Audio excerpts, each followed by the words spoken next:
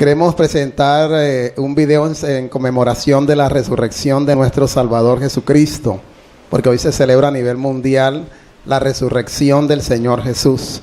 Y para Dios, las fiestas, usted lee el Antiguo Testamento, los libros Éxodo, Levíticos, Números y Deuteronomio, ahí dice que para Dios las fiestas ocupan un lugar importantísimo en el corazón de Dios. Las fiestas religiosas que Dios estableció tenían el propósito de que al pueblo de Dios no se le olvidara los principios que están implícitos en cada celebración.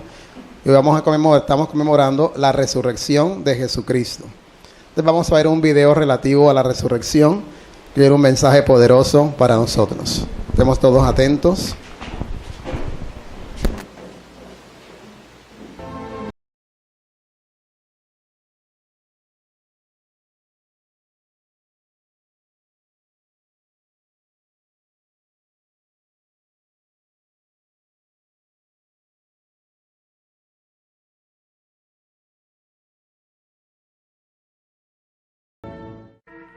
La hora aún no ha llegado.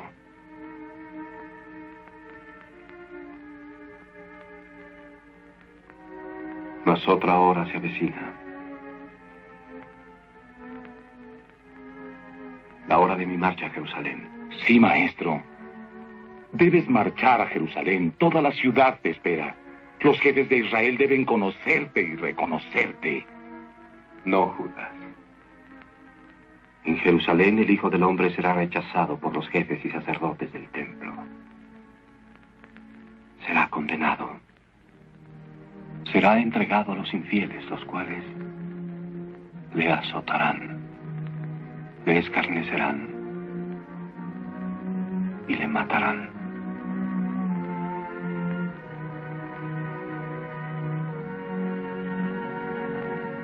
Luego, a los 3 días,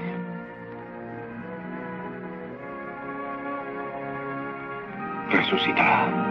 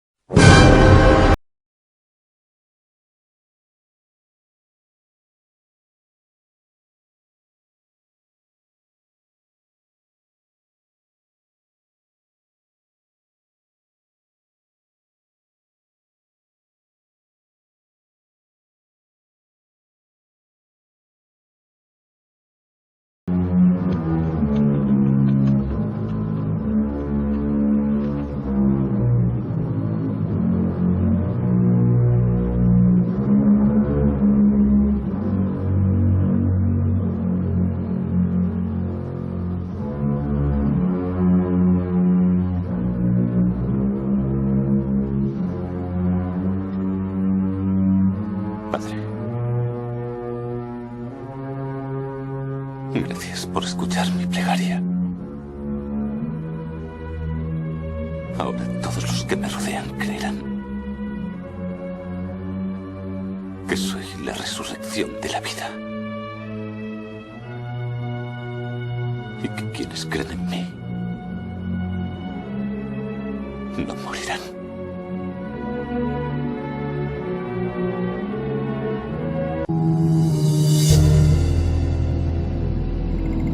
¡Lázaro! ¡Sal fuera!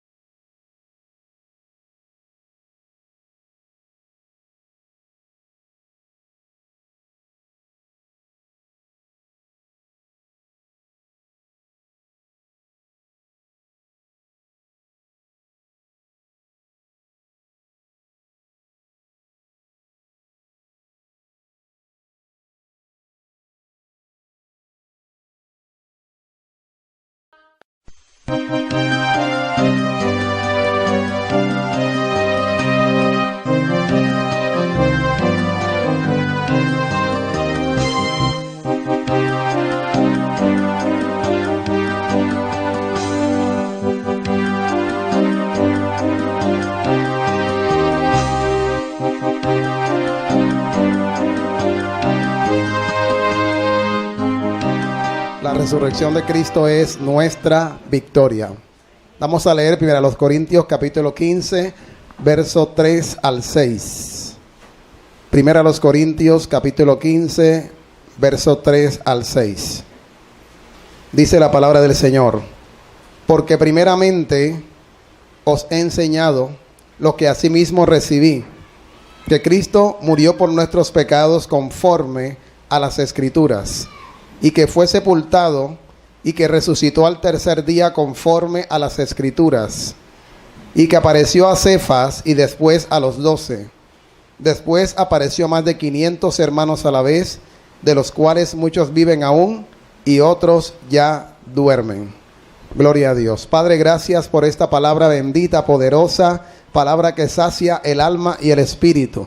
Bendícenos a través de ella, llénanos con tu Espíritu Santo, renueva nuestra mente y nuestro corazón y penetra lo más profundo de nuestra alma a través de esta palabra. Que en esta mañana de celebración de la resurrección del Salvador Jesucristo, nuestras vidas sean iluminadas con tu presencia. Guíanos, Señor, y llévate toda distracción, todo lo que impide recibir la revelación de tu palabra, en el nombre poderoso de Jesús. Muchas gracias, Señor.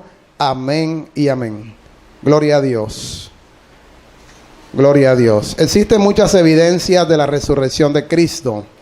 En el tiempo de Jesús y hasta el día de hoy, la tumba donde fue sepultado sigue vacía. Todos los que han ido a Jerusalén han llegado directo a la tumba vacía, donde se demuestra que ahí no quedó ningún vestigio de su cuerpo, porque su cuerpo fue transformado en un cuerpo glorioso y ascendió a los cielos. También está la piedra del sepulcro removida de la entrada, donde él fue sepultado. Una gran piedra fue removida, que tuvieron que intervenir varios soldados romanos para poder mover esa gran piedra. Y dice la palabra que un ángel apareció del cielo y removió la piedra donde salió Jesús de esa tumba. Las vestiduras fúnebres enrolladas en el sepulcro también estaban en ese lugar. Cuando llegaron los apóstoles a ver la tumba de Jesús, encontraron fueron los rollos donde estaban enrollado el cuerpo del Señor. La guardia del sepulcro, que eran soldados romanos, fueron testigos de que Jesucristo resucitó entre los muertos, aunque ellos después fueron sobornados para dar una versión totalmente contraria. El testimonio de los ángeles de ese entonces también, ellos dieron testimonio de que Jesús resucitó, se le apareció a María Magdalena y a otras mujeres y le dio testimonio de que el Señor había sido levantado de entre los muertos. Desde ese entonces se han levantado teorías o especulaciones diciendo que es una mentira la resurrección de Jesús. Algunos dicen que él no murió, sino que se desmayó. Pero nosotros sabemos muy bien que el ser humano tiene entre 5 y 6 litros de sangre. Es aproximadamente lo que tiene toda persona. Unos tienen 5 si son pequeños, si son muy altos tienen 6 o 6 litros y medio de sangre. Tu corazón bombea eso en todo tu cuerpo. Cuando Jesús estuvo en la pasión, lo que es el sufrimiento, le dieron puñetazos en la cara. Cuando a alguien le dan puñetazos se le forman unos hematomas. Quiere decir que la sangre sale de los vasos sanguíneos y se deposita en la grasa que está entre la piel y el hueso. Entonces la cara se va hinchando y va perdiendo sangre internamente. Le dieron 39 latigazos. Cada latigazo produjo una herida que produce sangrado a chorro. Yo he visto personas que han sido heridas en la espalda. Una sola laceración, una persona puede perder aproximadamente medio litro de sangre con una sola herida en la espalda. Ahora imagínense 39 latigazos. El Señor ahí se desangró masivamente, solamente con la herida de la espalda. Después dice que le colocaron una corona de espinas. Cada espina puya y lacera el cuero cabelludo, que es uno de los sitios más irrigados de sangre en el cuerpo humano. Así que esa cabeza estaba sangrando a chorro, sangrando abundantemente. Y algunos historiadores dicen que la cara de Jesús se hinchó el doble, una cara hinchada el doble. Y una vez tuve la oportunidad de ver una persona así en la clínica Madre Bernarda, la cara estaba hinchada casi al doble. Yo pensé que eso era imposible, porque así dicen los libros de historia del tiempo de Jesús, pero yo lo vi en la clínica. La señora se le hinchó la cabeza al doble y se murió varias horas después. Entró en paro cardíaco y se entró en cuidado intensivo y se murió allá, pero tiene la cara, una cosa espantosa, impresionante. Así estaba, dicen que así estaba la cara del Señor, de la cantidad de golpes y la puya de las espinas en la cabeza, y ahí se fue desangrando. Después le colocan los clavos en las manos y después los clavos en los pies. Prácticamente el Señor ahí perdió más del 50% de la sangre de su cuerpo y perdió la vida mediante una hemorragia masiva. Esa fue la causa final de la muerte del Señor. El corazón entra en paro, entra en un shock por falta de líquido, de sangre, se para el corazón y después muere el sistema nervioso central. Dicen que más o menos a las 3 de la tarde del viernes pareció el Señor. Y él dijo: Señor, en tus manos encomiendo mi espíritu, y exhaló el espíritu. Pero a los 3 días dice la palabra que se levantó de entre los muertos. Esa es la explicación física de lo que pasó con el Señor. Otros dicen que el cuerpo de Jesús fue robado de la tumba. Esa fue la versión de los romanos, que fueron sobornados para dar una versión contraria, para que la gente creyera que el cuerpo de Jesús había sido robado. Otros críticos dicen que las apariciones de Cristo fueron alucinaciones. O sea que las 500 personas a quien se le apareció, dice que todos estaban alucinando en ese momento. Esa es la versión de los críticos de la Biblia y de las Sagradas Escrituras y de la resurrección de Cristo. Otros críticos dicen que las mujeres y los discípulos visitaron una tumba equivocada, que ellos se equivocaron, que esa no era la tumba de Jesús, sino de un cadáver que ya había sido exhumado, pero es que hayan pasado 3 días no más. Para exhumar un cadáver deben pasar mínimo 3 años, 2, 3 años, o 1 año si es para investigaciones. Pero este que apenas tenía, ni siquiera tenía 3 días, tenía apenas, en el punto de vista, saca la cuenta, viernes 3 de la tarde a domingo 4 o 3 de la mañana, no habían pasado menos de 1 día y medio. Exactamente, o sea, ¿por qué no duró los 3 días completos? Por lo que dice la profecía del Salmo capítulo 16, verso 10. Vamos a leerla. La palabra profética de la resurrección de Jesús la encontramos en el Salmo 16, 10. Sabe que todo lo que Dios dice se cumple. Y dice la palabra de Dios: porque no dejarás mi alma en el Seol. Seol quiere decir sepulcro, palabra hebrea que significa lugar de los muertos. No dejarás mi alma en el Seol, ni permitirás que tu santo vea corrupción. ¿Qué quiso decir el salmista? Él lo que estaba diciendo era que el cuerpo de Jesús no iba a experimentar la pudrición. La pudrición no la iba a experimentar. Y la pudrición se da aproximadamente en las 72 horas, cuando ya el cuerpo se hincha y se abre la cavidad abdominal y se salen las vísceras y bota ese poco de bacteria y empieza el olor a podrido en toda la zona. Eso es lo que sucede normalmente. Pero aquí él no alcanzó a podrirse, porque hay una profecía que decía: no permitirás que tu santo se pudra en el sepulcro.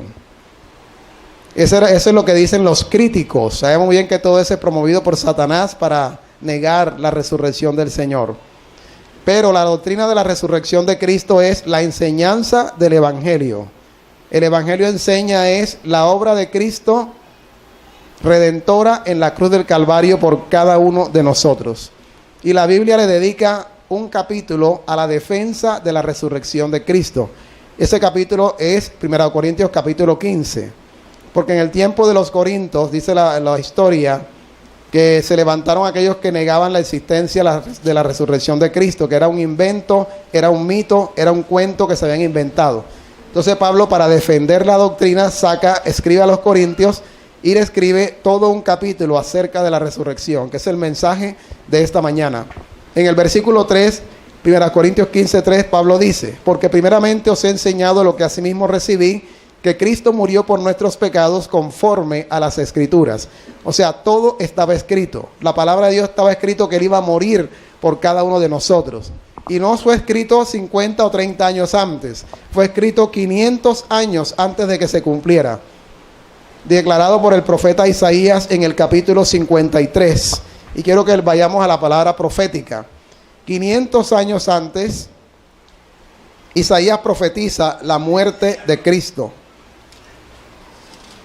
Al profeta Isaías le llaman el Evangelio del Antiguo Testamento, así le dicen algunos historiadores, por la exactitud de lo que él dice a través de la palabra profética. Y dice Isaías 53, verso 2 en adelante: subirá cual renuevo delante de él, y como raíz de tierra seca, no hay parecer en él ni hermosura. Le veremos más sin atractivo para que le deseemos. Entonces aquí dice que el Señor iba a venir a la tierra, pero no iba a ser un hombre hermoso como lo pintan o como lo vemos en las películas. Busca un hombre de ojos claros, de cabello largo, bien simpático, bien apuesto. Muchas van a ver la película y se enamoran del actor enseguida. Pero la profecía dice que él era un hombre, no era hermoso, era sin atractivo, porque la función de él no era venir a buscar mujer, ni a tener hijos, ni a enamorar a nadie, a ninguna mujer, ni nada de eso. Ese no era el propósito de venir Jesús acá. Él venía específicamente a morir por nosotros. Esa era la razón de ser de Jesús. Así que no era hermoso como muchas personas piensan. Verso 3 dice: despreciado y desechado entre los hombres, varón de dolores, experimentado en quebranto, y como que escondimos de él el rostro, fue menospreciado y no lo estimamos. Ciertamente llevó él nuestras enfermedades y sufrió nuestros dolores, y nosotros le tuvimos por azotado, por herido de Dios y abatido. Mas él herido fue por nuestras rebeliones, molido por nuestros pecados. El castigo de nuestra paz fue sobre él, y por su llaga, ¿qué pasó? Fuimos nosotros curados. Todos nosotros nos descarriamos como ovejas, cada cual se apartó por su camino, mas Jehová cargó en él el pecado de todos nosotros. O sea que en el cuerpo de Jesús, él estaba llevando el pecado de la humanidad. Verso 7, angustiado él y afligido, no abrió su boca. Como cordero fue llevado al matadero, y como oveja delante de sus trasquiladores, enmudeció y no abrió su boca. Por cárcel y por juicio fue quitado, y su generación, ¿quién la contará? Porque fue cortado de la tierra de los vivientes, y por la rebelión de mi pueblo fue herido. Y se dispuso con los impíos su sepultura, mas con los ricos fue en su muerte. Aunque nunca hizo maldad, ni hubo engaño en su boca. Fue la única persona que ha pisado la tierra que no cometió ni un solo pecado. Con todo eso, Jehová quiso quebrantarlo, sujetándole a padecimiento. Cuando haya puesto su vida en expiación por el pecado, verá linaje. Vivirá por largos días, y la voluntad de Jehová será en su mano prosperada. Verá el fruto de la aflicción de su alma, y quedará satisfecho. Por su conocimiento justificará mi siervo justo a muchos, y llevará las iniquidades de ellos. Por tanto yo le daré parte con los grandes, y con los fuertes repartirá despojos. Por cuanto derramó su vida hasta la muerte, y fue contado con los pecadores, habiendo él llevado el pecado de muchos, y orado por los transgresores. Esta es una profecía exacta de lo que le pasó a Jesucristo. 500 años antes de que él viniera, ya estaba profetizado.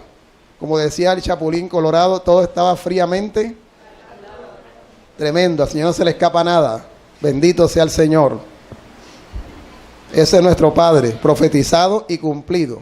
Así que el Evangelio señala que Cristo murió por nosotros conforme a las Escrituras. También dice que fue sepultado conforme a las Escrituras. Vamos otra vez a 1 Corintios capítulo 15, verso 4. Vamos ahora al verso 4, porque este es el capítulo base de este mensaje. Dice: fue sepultado y resucitó al tercer día conforme a las Escrituras. Todo fue profetizado. A Dios nada le toma de sorpresa. Ya todo estaba definido, diseñado, lo que iba a pasar con el Señor Jesucristo. Él estaba enfocado. Él sabía que para que lo mataran tenía que provocar a los escribas y a los fariseos. Usted nota que él varias veces dice: ustedes son una partida de hipócritas. Ustedes son sepulcros branqueados. Por fuera se ven bonitos, blancos, pero por dentro están llenos de huesos de muertos. O sea que él provocaba a los escribas y fariseos para que lo pudieran matar, porque si no lo hubiese hecho así, lo más probable es que no lo hubiesen llevado a la muerte y no se hubiese cumplido el plan de redención de Dios. O sea que él mismo hizo que todo se cumpliera la Escritura. Bendito sea Dios. En el libro de Oseas, capítulo 6, otra profecía.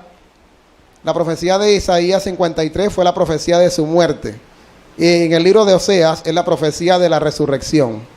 Vamos a ver ahora Oseas capítulo 6, verso 2. Oseas capítulo 6, verso 2. Dice la palabra del Señor: nos dará vida después de 2 días.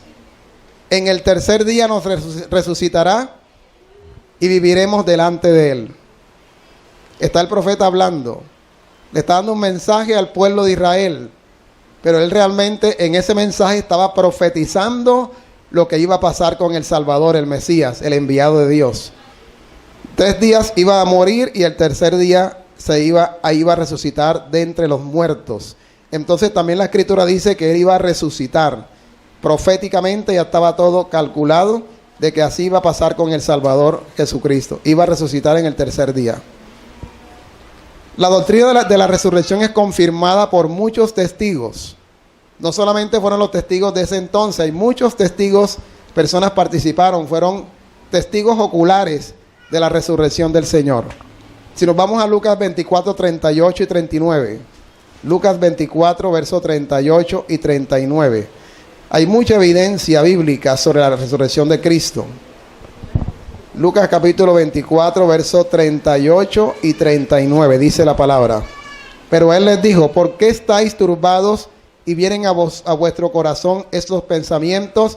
Mirad mis manos y mis pies, que yo mismo soy. Pálpenlos y véanlo, porque un espíritu no tiene carne ni huesos como veis que yo tengo. Y diciendo esto, les mostró las manos y los pies.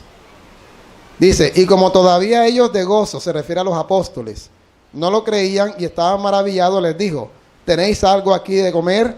Entonces le dieron parte de un pez asado y un panal de miel. Y él lo tomó y comió delante de ellos. Está demostrando que el que tenían allí era un Cristo con un cuerpo resucitado, un cuerpo glorioso. Pero era un cuerpo especial, era un cuerpo renovado, que tiene capacidad de comer, puede atravesar una pared, puede desaparecer, puede ir al cielo y regresar, puede volar, puede caminar, puede hacer todo eso.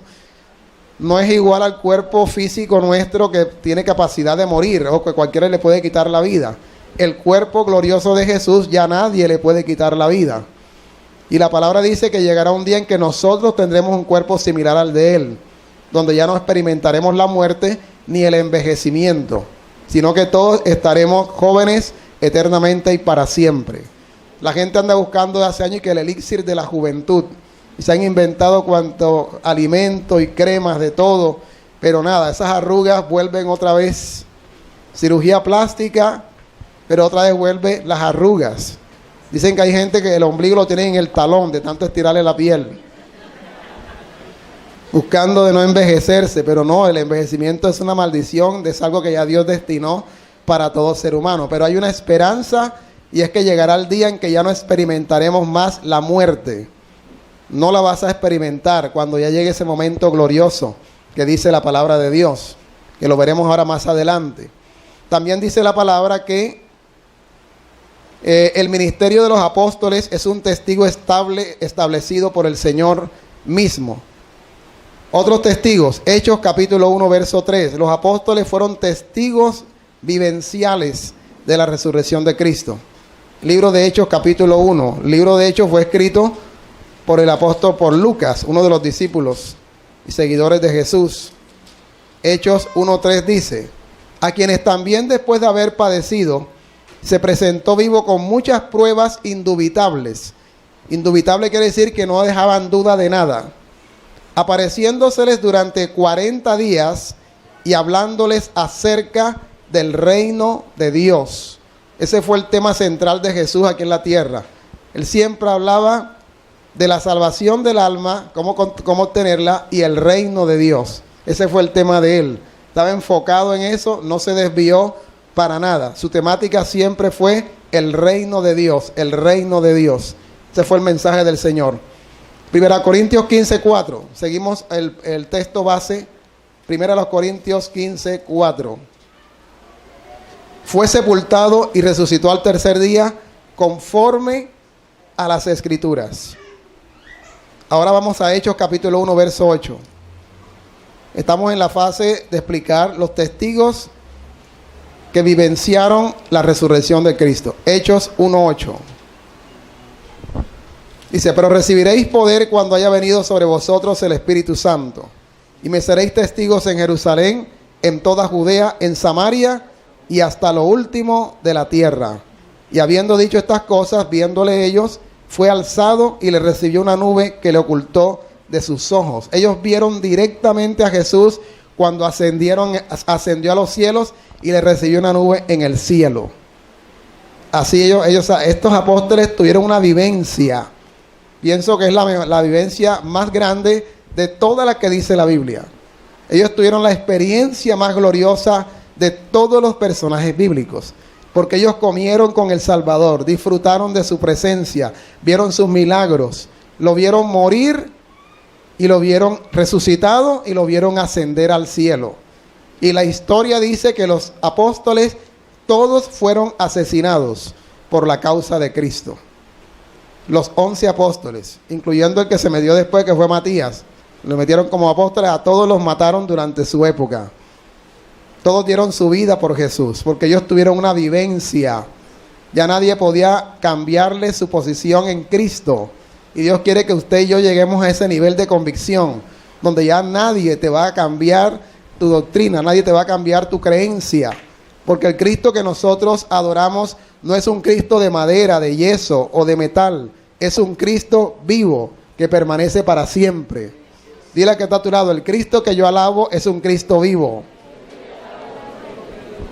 Como dice la canción, el Cristo que se alaba aquí es un Cristo vivo. Aunque no lo vemos, pero lo sentimos. Una hermosa canción que dice eso. Ese es el Cristo que nosotros adoramos y exaltamos.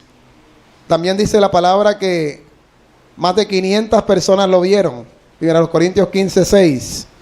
Más de 500 personas vieron al Salvador. Después apareció más de 500 hermanos a la vez, de los cuales muchos viven aún y otros ya duermen. Ya cuando el apóstol Pablo, ya han pasado, estamos hablando del año 60 después de Cristo, cuando escribe este libro aproximadamente, ya muchos habían muerto, que estaban ancianos, habían fallecido. Más de 500 personas. ¿Usted cree que los 500 estaban alucinando? Dicen que fue que tomaron droga y estaban alucinando y vieron al Salvador. Eso dicen los críticos. Pero creo que hay que tener más fe para creer esa mentira de que es una alucinación que para creer que el Señor resucitó entre los muertos. Que 500 alucinaron en diferentes tiempos y en diferentes circunstancias. Eso es lo que dice el diablo a través de estas personas que critican las Sagradas Escrituras. Pero usted y yo sabemos que Cristo vive y permanece para siempre. Bendito sea Dios. Dice la palabra también que Jacobo, el hermano del Señor, lo vio con sus propios ojos. 1 Corintios 15:7. Después apareció a Jacobo. Jacobo, el hermano de Jesús, dice que apareció y él lo vio. Jacobo es el mismo Santiago, también conocido como el apóstol Santiago. Él vio y habló con el Señor. Y en el verso 7 sigue diciendo, y después a todos los apóstoles. Verso 8, y el último de todos, como un abortivo, me apareció a mí. Pablo está diciendo que él también vio al Señor. Cuando iba de Jerusalén a Damasco, se le apareció una visión, una revelación, lo tumbó del caballo y él vio al Señor Jesucristo y Jesús habló con él, le dio órdenes y le reveló el propósito de su existencia. Hasta que Pablo tuvo una experiencia personal con Jesucristo. Bendito sea el nombre del Señor. También dice la palabra que el apóstol Pablo también tuvo esa experiencia y por eso Pablo dio su vida. O sea que a Pablo lo mataron también por la causa de Jesús. Y no solamente los apóstoles del tiempo bíblico, la gente del tiempo bíblico, sino que ahora muchas personas somos testigos de que Cristo vive y permanece para siempre. Personalmente nunca lo he visto físicamente. Yo he oído muchas personas que me han dicho, hubo un pastor de Barranquilla, me dijo, yo hablé con el Señor en mi cuarto. Él era un hombre de mucha oración y hacía cruzadas aquí en Cartagena. Entonces él me dijo que él, estando orando, se le apareció al Señor. Que él estaba orando en pijama. Y cuando Cristo se le aparece, sale corriendo porque le daba pena estar en pantaloncillos hablando con el Salvador. Dice que él va corriendo, se cambia, se viste bien y se viene a la sala. Y ahí estaba el Señor esperándolo. Y ahí le reveló cosas. Me dijo, hubo cosas que yo puedo decírselas ahora. Y hubo cosas que me dijo que no se las podía decir a la gente. Eso dijo ese pastor aquí, era de Barranquilla. Recuerdo que era gerente de Electricaribe en ese entonces de Barranquilla y a la vez era pastor. Pero ese hermano 3 años después le dio un infarto y se murió. Pero recibió revelaciones del cielo bien fuertes, bien tremendas que nos reveló a nosotros todo lo que el Señor le decía. He oído gente que me dice, yo he escuchado la voz del Señor. Otros han tenido una especie de éxtasis y han tenido experiencias directas con el Señor Jesucristo. Así que yo personalmente no he tenido ninguna de esas experiencias, que un éxtasis, que subieron al cielo, que Jesús se le apareció en una visión, que comieron con él, que hablaron con él. Entonces yo le preguntaba al Señor, Señor, ¿por qué a mí no me das una experiencia como esas? Porque dice que Abraham hablaba contigo, Moisés hablaba contigo cara a cara. Dice que tú le hablabas a Josué, le hablaste a Jeremías, le hablaste a Isaías. Los apóstoles vieron al Salvador. Mucha gente de ahora dice que han hablado contigo, te han visto. ¿Entiendes? Yo le reclamé al Señor, yo quiero tener una experiencia personal contigo. Exijo una experiencia personal contigo. Hablando así con el Señor. Yo quería una experiencia personal de esas. Y después de varios días de estar orando, el Señor me habló, hijo, ¿no te conviene que yo me revele así a ti? El hermano de Barranquilla, yo me revelé así y se murió a los 3 años. Después se murió. Un pastor de África dicen que es el hombre más usado poderosamente entre los apóstoles hasta ahora. Hasta hace unos cuantos años era el hombre más usado con milagros y poderes extraordinarios. Tenía 40 años, no recuerdo el apellido de él ahora. Pero se convirtió en un hombre orgulloso. Porque nadie tenía la unción que él tenía. Entonces ya, si no le pagaban tanto, no iba a hacer las cruzadas de salvación a los lugares. Si no lo alojaban en un hotel 5 estrellas, no iba. Entonces Dios le dijo a través de un profeta, a él mismo le dijo, ni siquiera fue un profeta, le dijo, en vista que tu orgullo ha subido a tu cabeza, he determinado quitarte la vida. Así que se me vas para tu oficina, te sientas ahí y te voy a llevar al cielo. Te voy a quitar la vida. Él mismo le contó a todos sus seguidores, a su equipo de confianza, por ser orgulloso, el Señor me dijo que me va a quitar la vida. Va a ser tal día a tal hora. Dicen que él se vistió bien elegante con su saco, se sentó en el escritorio, apenas se sentó, ¡pum!, cayó muerto enseguida. Dios me dijo, si yo me revelo a ti así, el día que me cometas una falta, te mueres enseguida. Por eso no te conviene que yo te hable de esa manera. Así que digo, bueno, Señor, entonces mejor no me digas nada de esa parte. Mejor sigamos las cosas así tranquilamente, que pienso que nos está yendo muy bien hasta ahora. Desde ese día se me quitó la ansiedad de que Dios se me manifieste, que me no sé qué, que me hable como me quiera hablar. Yo lo único que quiero es obedecerlo y hacer su perfecto. Y verdad, toda esa gente que me ha contado eso se murieron ya. De aquí de Cartagena se murieron. Todos esos hermanos que me decían, no, que yo hablé con el Señor, que yo miré al Señor, que hablé con Él, todos se murieron ya. Toda esa gente que yo conocí, que tiene esa experiencia sobrenatural. Hay un libro que se llama Ángeles en Misiones Especiales, que recomiendo que se lo lea. Ese hermano recibió revelaciones profundas y a los 2 años después se murió, pero ahí quedó el libro de todo lo que Dios le mostró a ese hombre. Entonces a usted y a mí nos conviene que Dios no nos dé tantas revelaciones especiales, sino que seamos obedientes a Él y cumplamos su propósito en esta tierra. Bendito sea Dios para siempre. Esa experiencia la tuve yo con el Señor. Por eso es que con el Señor usted sabe que Él es fiel. Él es un Dios vivo y real. Nosotros lo hemos experimentado. No necesitas que se te aparezca físicamente para que tú lo veas. Él ha hecho muchos milagros en tu vida. Él ha cambiado el corazón de millones de almas a través de la historia. Ha transformado muchos hogares que estaban destruidos. Muchos hogares están unidos hoy simple y exclusivamente por la presencia del Señor Jesucristo. Es lo único que los mantiene unidos. Si Él no estuviera, esos hogares estuvieran vueltos un desastre hoy día. Por causa del Señor, tu hogar permanece unido.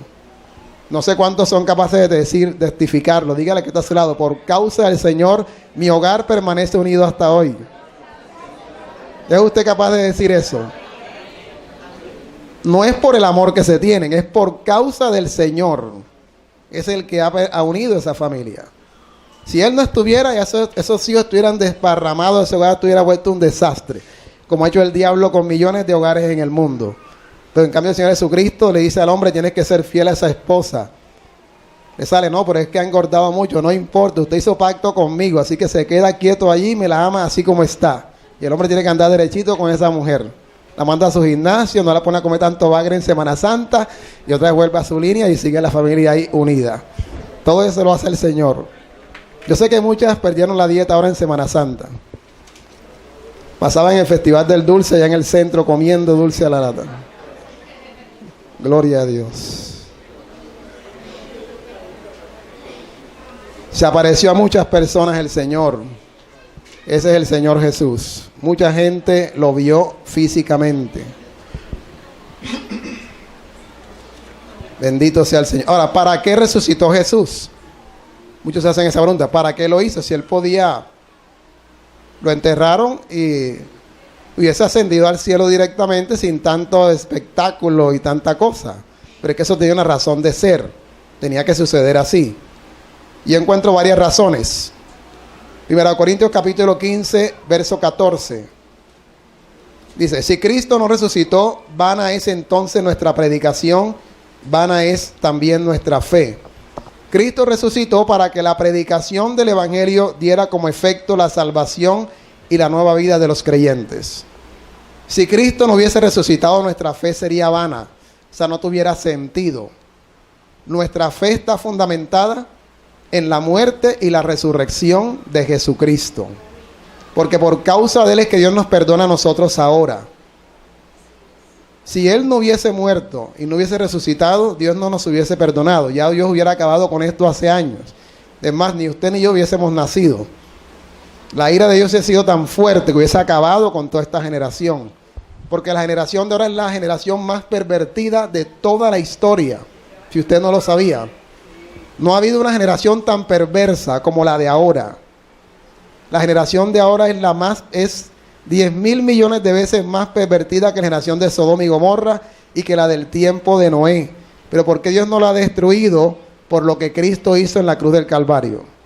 Y porque hay mucha gente que se está convirtiendo de corazón. Por eso es que la misericordia de Dios está sobre nosotros. Debemos estar bien agradecidos con el Señor por su muerte y por su resurrección. ¿Por qué más resucitó Cristo? Para que la fe tuviera como efecto la salvación de los creyentes. Porque por su muerte y resurrección nosotros somos salvos hoy.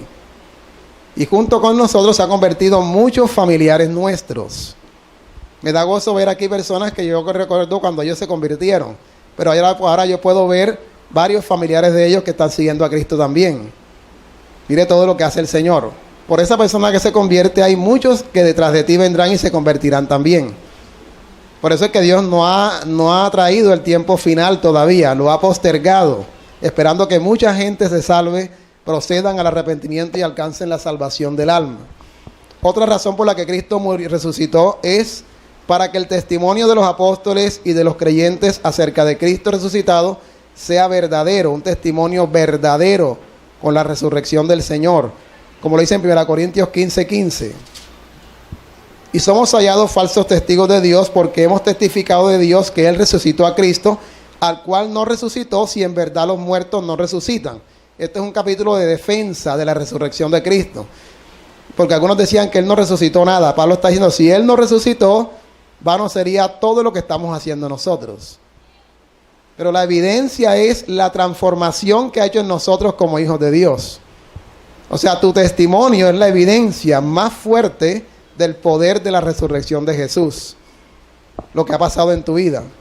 Otra razón por la que Cristo resucitó es para que tuviera efecto el perdón de los pecados de los creyentes, que es por medio de la fe.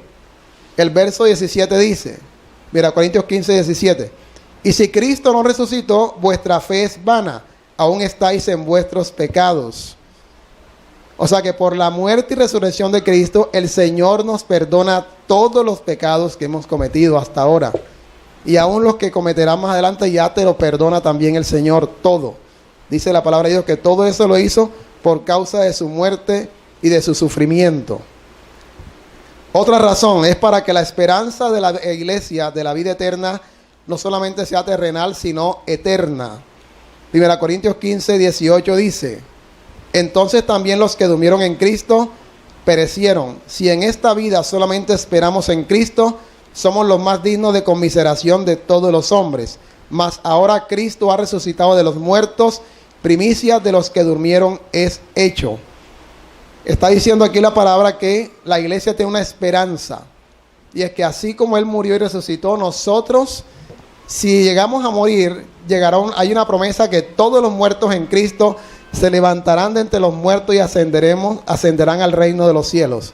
Y aquellos que estemos vivos, que nos toque el tiempo final, dice que no experimentaremos la muerte.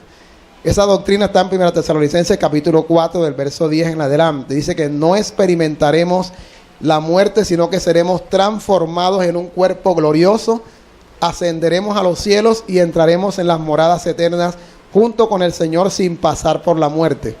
Así que todo lo que has pagado en el seguro funerario le va a quedar a las aseguradoras con su plata. Tu nevera, tu casa, tu carro, todo se va a quedar aquí y usted se irá con el Señor al cielo. Yo no sé cuántos están preocupados por lo que van a dejar aquí en la tierra. No está preocupado por eso. Los ahorros que tienes en el banco, todo eso se va a quedar y ascenderemos con el Señor a las moradas eternas. Usted no sé si se dio cuenta del video, al final aparece un hombre que abre un cajón y lo que encontró fue el saco, la corbata, el pantalón, todo, no había cuerpo allí.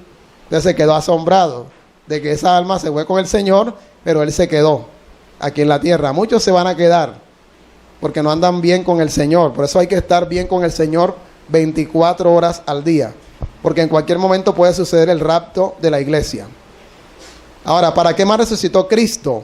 Para hacer las primicias de los muertos, como lo dice en el verso 20. Mas ahora Cristo ha resucitado de los muertos, primicias de los que durmieron es hecho. Es el único que resucitó y no volvió a morir, porque Lázaro, dice la palabra que él lo levanta entre los muertos, pero Lázaro volvió a morir otra vez. Es más, los judíos dicen que lo querían volver a matar, querían matar. Después que Cristo lo resucita, querían matar a Lázaro, los judíos. Y la palabra dice en la historia que Lázaro murió nuevamente y lo enterraron. Pero en cambio Jesús resucitó entre los muertos y su tumba sigue vacía hasta el día de hoy. Por ahí queremos hacer un tour a Jerusalén. Yo creo que dentro de 2 o 3 años estamos haciendo ese tour. ¿Cuántos se unen a ese tour a Jerusalén? Una de mis hermanas asiste a una iglesia en Bucaramanga. Ellos van a Jerusalén 2 veces al año. Me dice que van 70, 100 personas. Van en la Semana Santa y van como para el mes de octubre. Ya todos los años tienen ese tour ellos allá. Van 100, 200 personas. Todos los años van, porque es una iglesia de puros comerciantes. Así que hay gente que va, pero aquí en Casa Bendición vamos a ir un buen grupo dentro de 3 años aproximadamente. Usted va a ir ahí, va a disfrutar allá. Vamos a bautizar nuevamente en el río Jordán para que renueven ese voto de esa obediencia del bautismo en aguas. La tumba, van a tomarse fotos en la tumba de Jesús. Creo que no permiten tomar fotografías, me dijeron. Pero usted va a estar allá en la tumba vacía, como evidencia de que nuestro Dios, el Cristo que nosotros alabamos, es un Cristo que vive y permanece para siempre. Bendito sea Dios para siempre. Y también Cristo resucitó para que la resurrección de los creyentes fuera una realidad. La palabra dice que nosotros seremos levantados por el poder de Dios de esta tierra. 1 Corintios 15, 22 dice: pero cada uno en su debido orden. Cristo las primicias, luego los que son de Cristo en su venida. O sea, Cristo ya resucitó y los que estemos vivos, si no es la voluntad de Dios que muramos, seremos transformados y ascenderemos a los cielos juntamente con el Señor. Me hace acordar una hermana de Brasil. No era una hermana de Brasil, era un hombre que trabajaba en cuestión de fotografías. En una empresa de fotografía, así como decía aquí Foto Japón, o Bellas Artes. Entonces, era una persona que era creyente. Una mujer, era así, una mujer de oración. Y Dios le dijo: toma una hoja en blanco y tómale una fotografía de esa hoja. Como decir, una hoja así como esta. En sueños Dios le dijo: toma una hoja y tómale una fotografía. Y luego vas a la empresa de fotografías y dile que te revelen esa foto. O sea, obedeció, parece una cosa loca. Cogió su hoja en blanco, le tomó la foto. Y yo digo que va a salir ahí. Y lo que debe salir es una... En ese entonces no estaban las cámaras sofisticadas de ahora. Era una cámara sencilla, normal. Ella toma la foto y la fue a revelar allá a la empresa. Cuando revelan la fotografía, ella la mandó que se la sacaran en su medida, en grande. Era una cantidad de gente en el aire con las manos levantadas. Se veían los edificios, se veían las casas y la gente con las manos levantadas volando. Entonces, miles de personas de su ciudad. Eso fue lo que apareció allí. Entonces el hombre quedó así: ¿usted cómo hizo para tomar esta foto? No, eso fue... Dios me dijo que tomara una foto a esta hoja en blanco y eso es lo que aparece ahí. Entonces eso causó revuelo en la prensa en el Brasil. Una mujer tomó una foto y aparece un poco de gente en el aire con las manos levantadas. Entonces dijeron que ese era un montaje lo que hicieron. Y dijeron, la empresa dijo: nosotros no hemos hecho ningún montaje. Solamente revelamos lo que está aquí y eso es lo que aparece. Fue tan fuerte la crítica, dijeron que eso era un montaje y lo mandaron a una empresa especializada en Estados Unidos que dijera si eso era un montaje o si no lo era. Ya, y lo mandaron a los Estados Unidos. Y de Estados Unidos vino el dictamen de la empresa experta en revelación fotográfica y dijeron que eso no era ningún montaje, que eso fue tomado en vivo, que ahí no hay montaje, le hicieron estudio de todo. Dice, esa foto fue tomada en vivo, o sea, eso pasó, no sabemos cómo fue, pero eso que está ahí es real. Dice que eran miles de personas volando en el aire con las manos levantadas hacia una nube que las estaba esperando en el cielo. Eso pasó en el Brasil durante el tiempo, cuando yo estaba recién convertido, hace unos cuantos años atrás. Estaba esa noticia en el vuelo, en la noticia de la foto de Brasil, del poco de gente, y esa fotografía está allá. Hacer un anuncio de que el rapto de la iglesia viene, es real. Entonces dígale que está a tu lado, la venida de Cristo está más cerca de lo que nosotros creemos. Está bien cerca la venida del Señor para raptar a su pueblo. Bendito sea Dios para siempre. Al Señor sea toda la gloria. Mi bisabuela tuvo una experiencia. Mi madre me cuenta que mi bisabuela se muere a los 116 años. Tenía 116 años mi bisabuela. En San Onofre, Sucre. La manda el médico del pueblo, la mandan a revisar. Y el médico dice, ella está muerta, tiene media hora de muerta, por decir. Ya uno por los signos que uno ve en el cadáver, uno sabe más o menos cuánto tiempo tiene. Si está todavía caliente, apenas tiene menos de 15 minutos.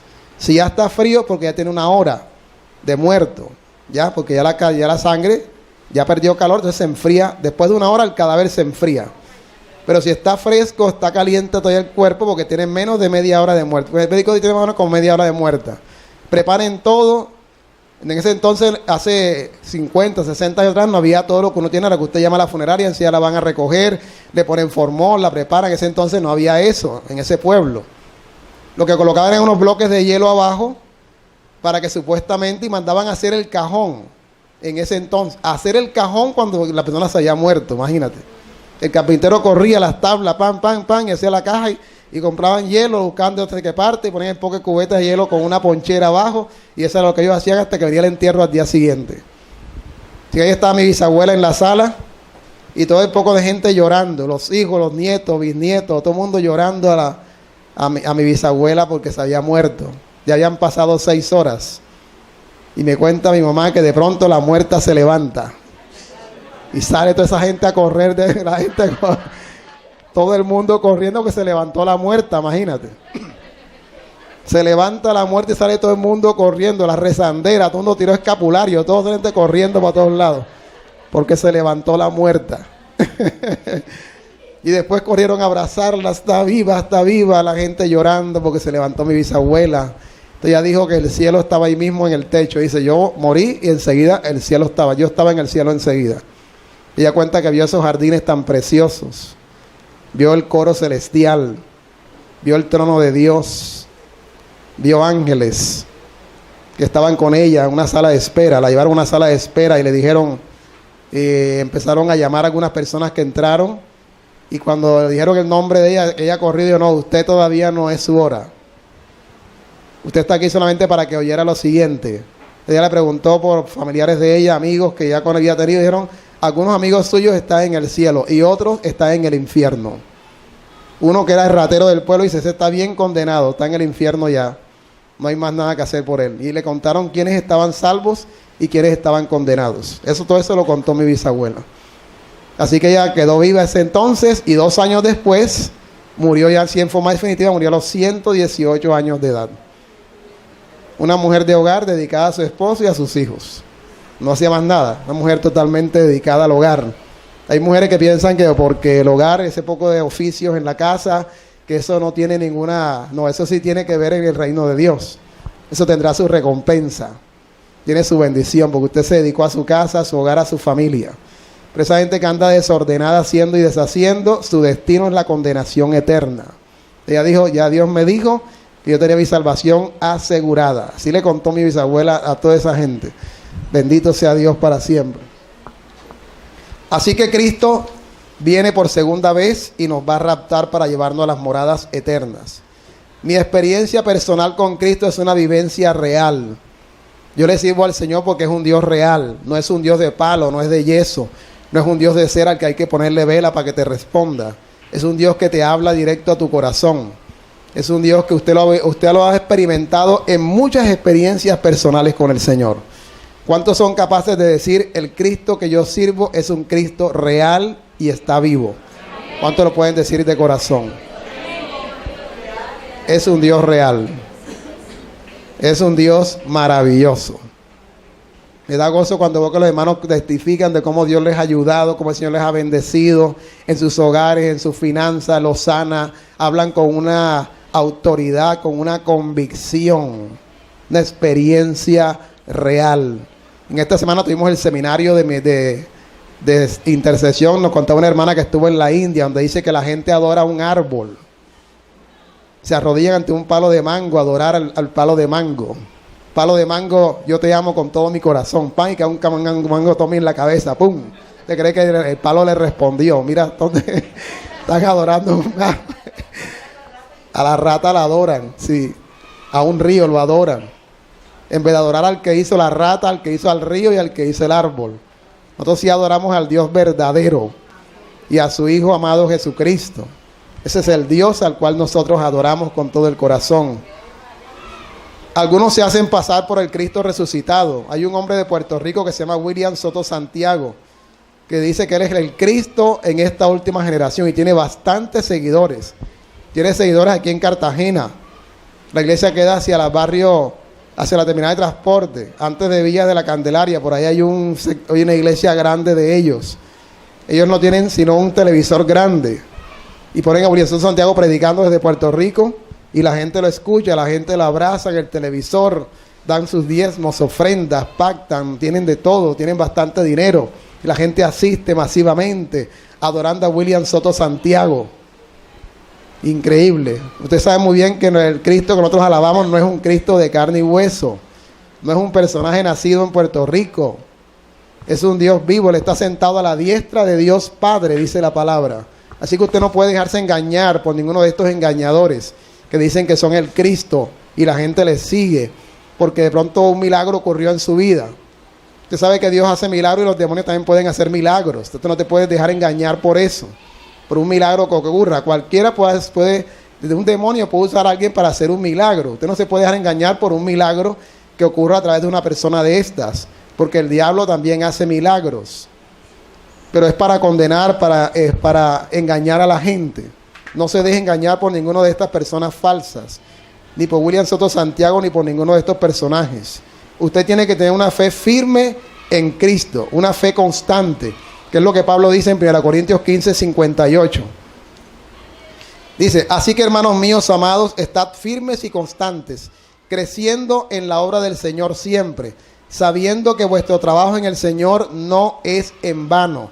O sea que lo que estamos haciendo para el Señor no es perdedera de tiempo.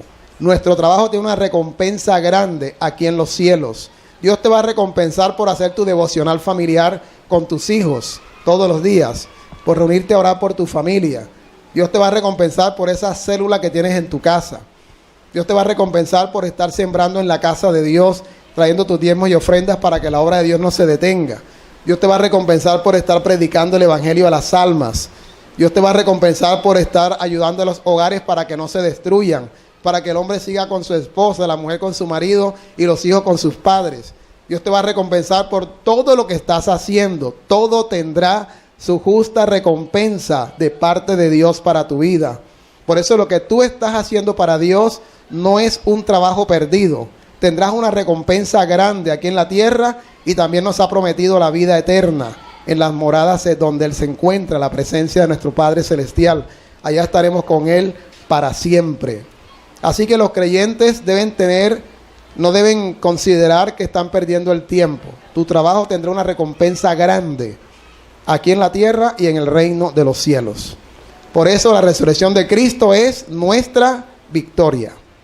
Dígale que está a su lado. La resurrección de Cristo es nuestra victoria.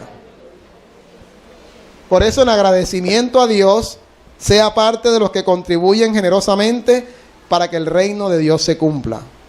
¿Qué espera Dios de usted y de mí? Que nosotros contribuyamos para cumplir el sueño de Dios, que es la salvación de las almas de toda la tierra. En agradecimiento a Dios, siembra una ofrenda abundante para que Casa Bendición tenga su sede propia. Tenemos el reto, el dueño de esta casa nos ha dicho, el 8 de marzo, nos reunimos con él y dijo, solamente doy 2 opciones, o me compran la casa o me entregan la casa. No dio más opción. O sea, lo que dicen un ultimátum, lo último ya es eso, o la compran o salen. ¿Usted cree que el Dios Todopoderoso no tiene para proveernos ese dinero, los 800 millones de pesos? ¿Será difícil para Dios darnos ese dinero? ¿Qué cree usted? ¿Tiene Dios poder para darnos 800 millones de pesos? Si Él es el dueño de todo. El pueblo de Israel tuvo hambre, mandó pan del cielo. El día que Dios dijo, me tienen que hacer una casa, todo el pueblo aportó y le construyeron una casa a Dios.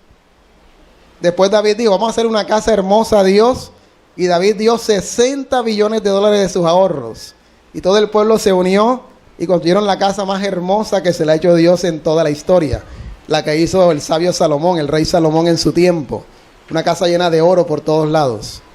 Si en Bolivia, que es un país pobre, tienen un templo de oro para Dios. Para Bolivia, que de toda Latinoamérica son uno de los países más pobres de la región.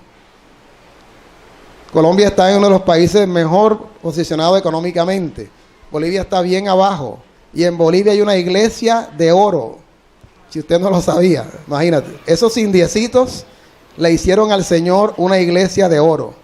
La pastora que estoy ya me dijo, yo intenté entrar, pero era tanta la gente que se me acabó el día y no pude entrar a ver el templo de oro adentro. La cola, la gente entrando para ese templo que le hicieron. Si unos indiecitos pobrecitos le hicieron a Dios un templo de oro, ¿será que podemos comprarle a Dios una casa aquí en Los Alpes? ¿Cree que yo lo puedo hacer? ¿Qué tiene que hacer? Contribuya con su familia, reúnase, vamos a aportar para la casa de Dios.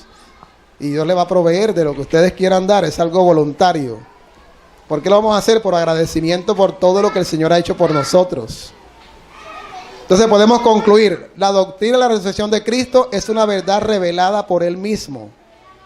Y es la base de nuestra fe. La resurrección de Cristo es la base de nuestra fe. Es la base de la predicación del Evangelio. Es la base del testimonio apostólico. Es la base del perdón de nuestros pecados. Es la base de la esperanza de la vida eterna de la iglesia. Y es la base de la resurrección nuestra en Cristo, si es que Dios permite que muramos, o de pronto seremos transformados en un cuerpo glorificado si no experimentamos la muerte. Porque hasta ahora solamente hay 2 personas en toda la historia de la humanidad que no murieron, que fue Enoc, Génesis capítulo 5, y el profeta Elías, que Dios se lo llevó en un carro de fuego directo al cielo, por ser unos hombres totalmente consagrados y que engrandecieron el nombre del Señor en su tiempo. Y como ellos no ha habido otros en toda la historia, a menos de la generación de ahora, que posiblemente hayamos personas que somos iguales o mejores que ellos. Así que tenemos la esperanza de que Dios nos rapte de esta tierra hacia las moradas eternas. Por eso en agradecimiento, hoy es un día de fiesta en el mundo cristiano. Para Dios las fiestas siempre son importantes. Y yo le doy un consejo, cada vez que hay una fiesta de la palabra de Dios, de lo que dice la Biblia, hay 2 fiestas que el creyente no puede faltar jamás, que es la fiesta del nacimiento de Jesús y la fiesta de la muerte y resurrección del Señor. Usted puede estar en cualquier lugar del mundo, pero acuda masivamente, porque para Dios las fiestas ocupan un lugar importante. Tan importante era que la palabra decía que si un judío no participaba en las fiestas sagradas de Dios, la sentencia era la muerte. Si está en el libro de Levíticos, libro de Deuteronomio, de las fiestas sagradas, que eran 3 fiestas sagradas en el año que Dios... ¿Para qué son las fiestas? Es con el fin de que a uno no se le olvide que Cristo murió y resucitó entre los muertos. Por eso quisimos que hoy fuera algo especial. Por eso allí donde está le vas a dar gracias al Señor. Te vas a decir, Señor, gracias por tu muerte y gracias por tu resurrección. Porque si Él no hubiese hecho eso, usted no estaría hoy domingo aquí dándole gloria y honra al Señor. Tal vez estaría pasando un guayabo, o tal vez ya estuviese muerto hace rato. Ya estuviese muerto, algo hubiese pasado, tu vida estuviera descarriada, quién sabe haciendo qué cosa. Pero dale gracias a Dios porque por la muerte y resurrección de Jesús, tú hoy tienes vida abundante y tu nombre está inscrito en el libro de la vida del Cordero. Así que vamos a ponernos de pie, vamos a darle gracias a Dios por la resurrección del Señor.